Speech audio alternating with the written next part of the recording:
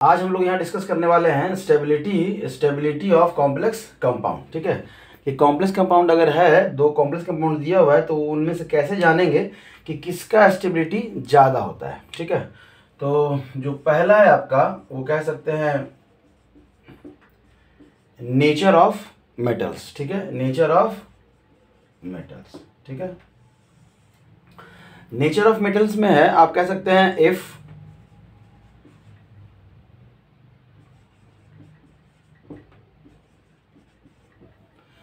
metals are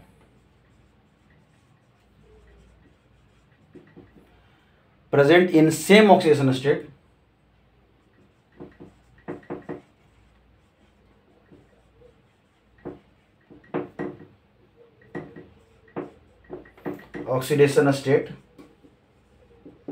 ठीक है, अगर बहुत सारा हमारे पास कॉम्प्लेक्स कंपाउंड है और उन सब में जो मेटल है उसका ऑक्सीडेशन स्टेट क्या है, सेम है।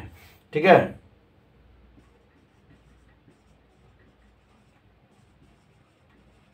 एंड सेम सीरीज, तब हम लोग क्या देखेंगे,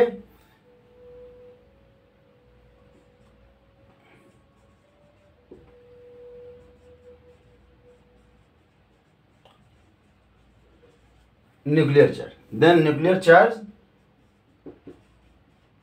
इज मोर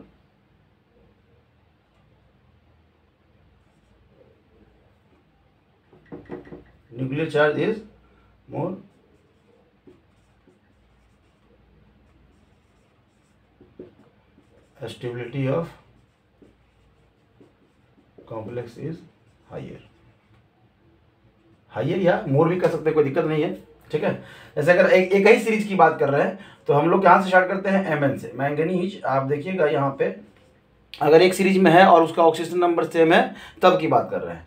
मैंगनीज मान लेते हैं ये +2 में है, और मैंगनीज के बाद फिर आपका क्या आता है, आयरन। ठीक है, ये भी मान लेते हैं +2 में रहे अपने अपने कॉम्प्लेक्स कंपाउंड में। ठीक है, उसके बाद आपका कोबाल्ट, ये भी +2 में रहे, तब आपका निकेल, और ये भी +2 में रहे, और तब आपका कॉपर, ये भी +2 में रहे, तो जो स्टेबिलिटी हो जाएगा वो इस तरह से हो जाएगा। अब देखिए यहाँ पे कंसेप्ट क्या लगा है, तो then nuclear charge is more, the stability of the complex is higher. ठीक है, न्यूक्लियर चार्ज ज़्यादा, मतलब ये समझ लीजिए कि पीरियोडिक टेबल अगर आपको याद है, पीरियोडिक टेबल में लेफ्ट टू राइट जाते हैं तो हमारा न्यूक्लियर चार्ज क्या होता है, इंक्रीज करता है। तो ये पीरियोडिक टेबल का यहाँ पे ये समझ लीजिए आपका लिया हुआ है। आप इसको, हम लोग एक साइंटिस्ट हैं जिन्होंने बतलाया था इसके बारे में, उनका नाम है विलियम इरविन ऑर्डर। आप कहीं कहीं बुक में लिखा हुआ रहेगा आपको इस तरह से।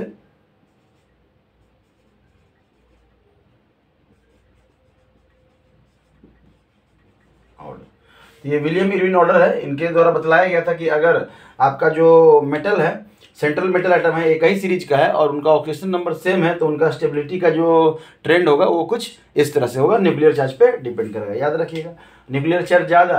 अब न्यूक्लियर चार्ज ज़्यादा मतलब आपका आउटर मोस्ट सेल में इलेक्ट्रॉन ज़्यादा, आउटर मोस्ट सेल में इलेक्ट्रॉन क्या हो जाएगा, ज़्यादा हो जाएगा। ठीक है, ये तो रहा कि जब हमारा ऑक्सीडेशन नंबर सेम रहेगा। ठीक है, जब ऑक्सीडेशन नंबर डिफरेंट रहेगा तब।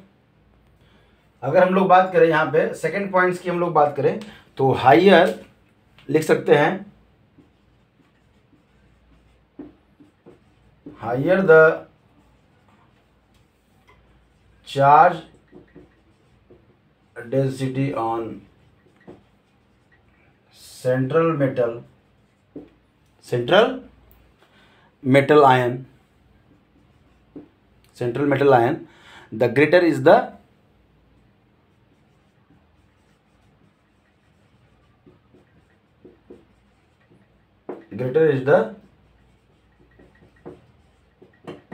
स्टेबिलिटी। मतलब अगर हम एक कंपाउंड लें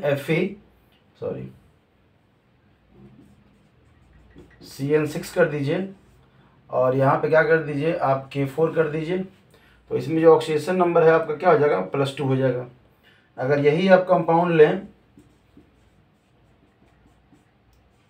6 कर दीजिए, तो यहाँ पे ऑक्सीडेशन नंबर हो जाएगा कितना, +3 हो जाएगा। ठीक है, तो स्टेबिलिटी अगर हम लोग बात करें, स्टेबिलिटी की बात करें तो +3 वाले का क्या रहेगा, ज़्यादा रहेगा +2 वाले से, मतलब ये कंपाउंड ज़्यादा स्टेबल रहेगा। तो यहाँ पे एक चीज़ और गौर करना है, एक चीज़ गौर करना है कि आपका लिगेंड्स क्या होना चाहिए, सेम होना चाहिए। आपका लिगेंड्स क्या होना चाहिए, सेम होना चाहिए। तो यहाँ पे हम लोग ऐड कर सकते हैं, higher the charge density on the central metal ion the greater is the stability if ligands are same. अगर लिगेंड्स सेम है तब, क्योंकि लिगेंड्स अगर आपका स्ट्रॉन्ग लिगेंड्स वीक लिगेंड्स हो, फिर आपका प्रॉपर्टी क्या हो जाएगा, चेंज कर जाएगा। प्रॉपर्टी क्या हो जाएगा, चेंज कर जाएगा। नेक्स्ट लाइन में हम लोग देखते हैं अगले, nature of the ligands, ligands का नेचर। तो लिगेंड्स अगर देख लीजिए, मान लीजिए आपका जो लिगेंड्स है वो क्या है, मोनोडेंटेट है। क्या है आपका, मोनोडेंटेट लिगेंड्स है। हाँ, मोनोडेंटेट लिगेंड्स है। तब क्या होगा कि अगर मोनोडेंटेट लिगेंड्स है तो जो स्ट्रॉन्ग लिगेंड, जिस कॉम्प्लेक्स में क्या है आपका स्ट्रॉन्ग लिगेंड्स है, क्या है आपका स्ट्रॉन्ग फील्ड लिगेंड्स, जिस कंपाउंड में स्ट्रॉन्ग फील्ड लिगेंड्स है वो कंपाउंड क्या होगा, ज्यादा स्टेबल हो जाएगा। किसके तुलना में, जिस कंपाउंड में आपका क्या है, वीक फील्ड लिगेंड्स है। समझ में आ रहा है। देखिए इसको तो याद नहीं रख पाएंगे क्योंकि वीक फील्ड लिगेंड्स आपके बहुत सारे हैं। इसको तो हम लोग याद रख सकते हैं क्योंकि हमारे पास जो स्ट्रॉन्ग लिगेंड्स है वो कार्बन मोनोऑक्साइड है, अमोनिया है, आपका CN है, आपका EN है, ठीक है। इतने जो हैं आपके क्या है, स्ट्रॉन्ग फील्ड लिगेंड्स हैं। तो एटलीस्ट इस सबको तो हम लोग याद कर ही सकते हैं, कोई दिक्कत, ठीक है। तब क्या है कि कुछ बाकी जितने जो बचे हैं वो सब क्या है, लगभग वीक फील्ड लिगेंड्स में आपको काउंटिंग आते हैं। समझ में आ रहा है। चलिए तभी क्या है, ये मोनोडेंटेट अगर है तब, ठीक है, मोनोडेंटेट अगर है तब। अगर मोनोडेंटेट और बाइडेंटेट की, पॉलीडेंटेट की बात करें, अगर कॉम्प्लेक्स है, एक कॉम्प्लेक्स में क्या है ना, मोनोडेंटेट लिगेंड्स है,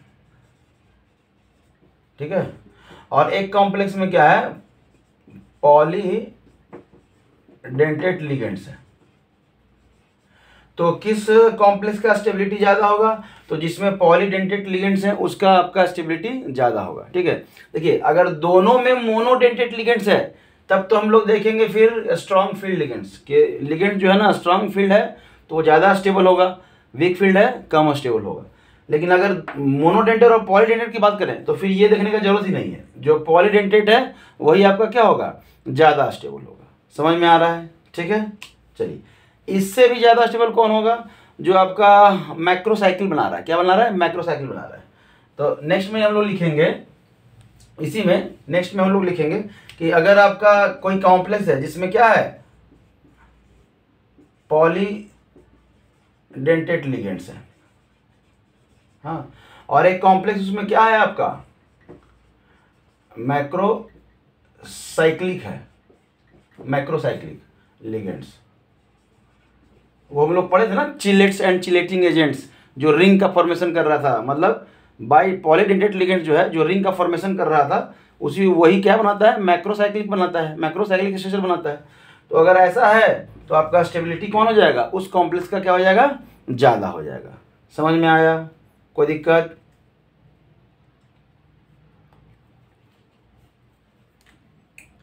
मतलब अगर इन तीनों को अगर एक साथ हम लोग लिखें, अगर एक साथ लिखें तो सबसे ज़्यादा आपका कौन हो जाएगा, सबसे ज़्यादा हो जाएगा आपका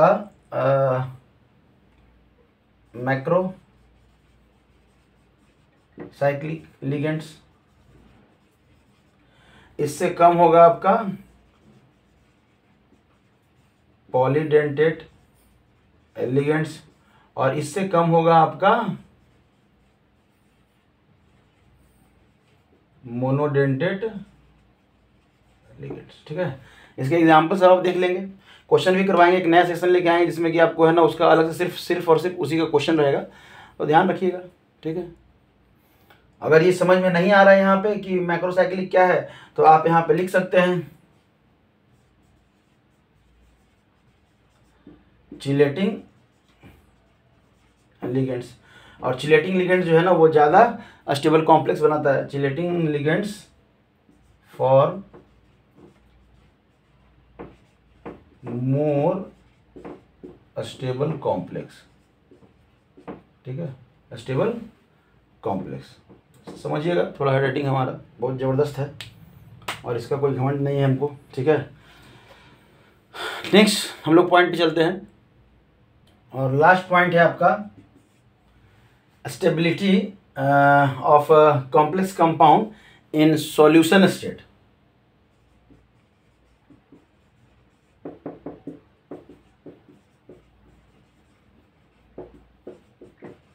सॉल्यूशन स्टेट, ठीक है, stability in solution state. Solution state में मतलब देखिए यहाँ पे आपका वैल्यू दिया रहेगा। एक हम बात करते हैं के स्टेबिलिटी कांस्टेंट की बात करते हैं, ठीक है, के से रिप्रेजेंट करते हैं, और एक आपका दिया रहता है आपका के इनस्टेबिलिटी, ठीक है। तो आप यहाँ कह सकते हैं कि स्टेबिलिटी का वैल्यू स्टेबिलिटी, ठीक है, स्टेबिलिटी का वैल्यू जितना ज़्यादा होगा उतना ज़्यादा आपका कॉम्प्लेक्स क्या होगा, अस्टेबल होगा। खाली एक्सेप्शन किस में है, तो वो चिलेटिंग रिंग वाले में, रिंग वाले में है ना, वो ज़्यादा हो जाता है। कम रहते हुए भी अगर रिंग का फॉर्मेशन कर रहा है तो वो ज़्यादा हो जाएगा। तो यहाँ पे हम लोग कह सकते हैं, यहाँ पे कह सकते हैं higher the value of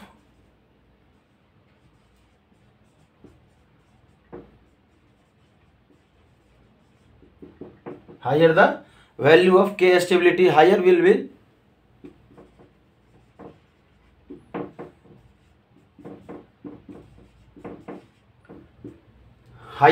the complex, ठीक है, higher will be the stability of complex,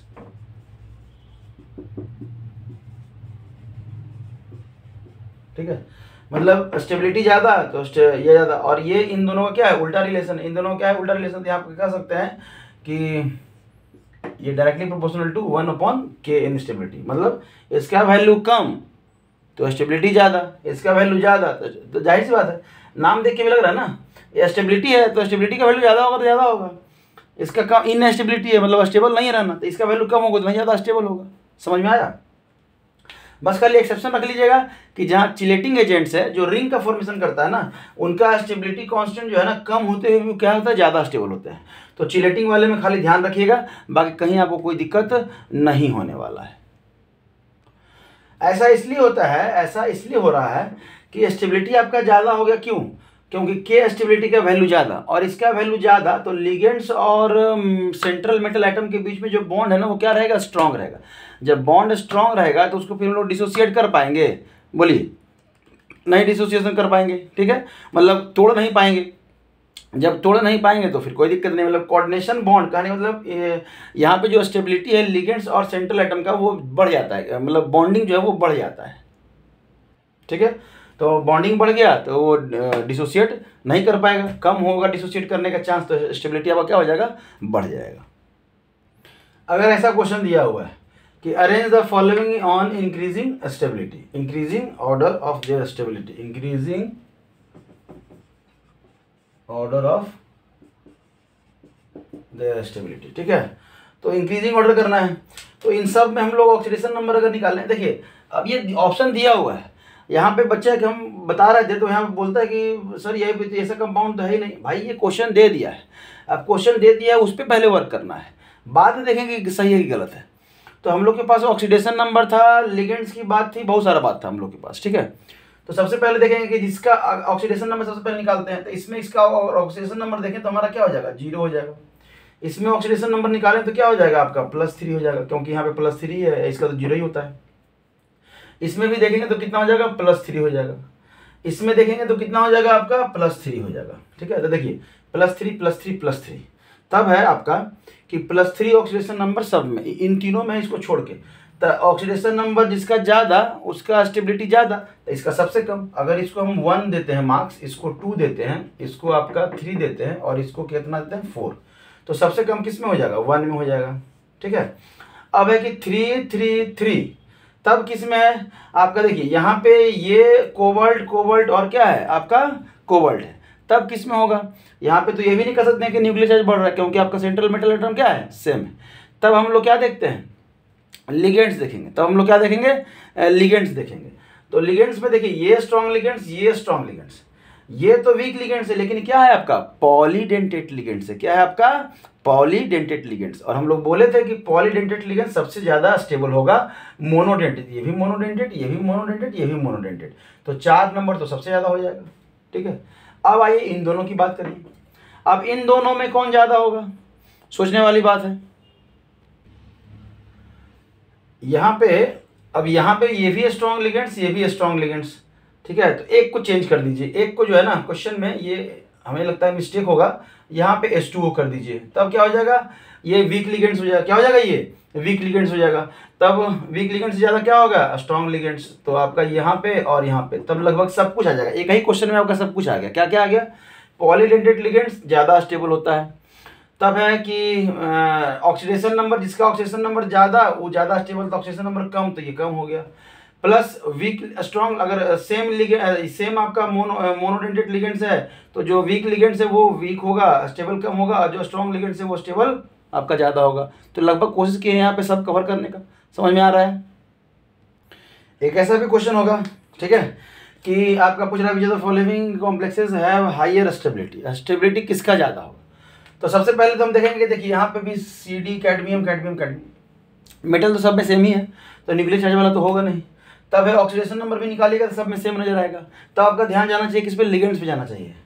week ligands, chlorine weak ligands, bromine weak ligands, iodine weak ligands, और ये क्या है CN, ये क्या है आपका स्ट्रॉन्ग लिगेंड्स। ठीक है, और स्ट्रॉन्ग लिगेंड्स का क्या होता है, एसिडिटी सबसे ज़्यादा होता है। ठीक है, तो इस तरह के क्वेश्चंस आपको पूछे जाएंगे यहाँ पे, और इसका जो है ना आपको आंसर करना है। कोशिश कीजिए एक बार अच्छे से, जितना हम लोग इसमें कवर किए हैं स्टेबिलिटी का, बहुत छोटा सेक्शन है, लेकिन यहाँ से क्वेश्चन पक्का आएगा, यहाँ से क्वेश्चन आता ही आता है। तो इस चीज़ को कवर कीजिए और क्वेश्चन प्रैक्टिस कीजिए, बुक से एक बार पढ़िए।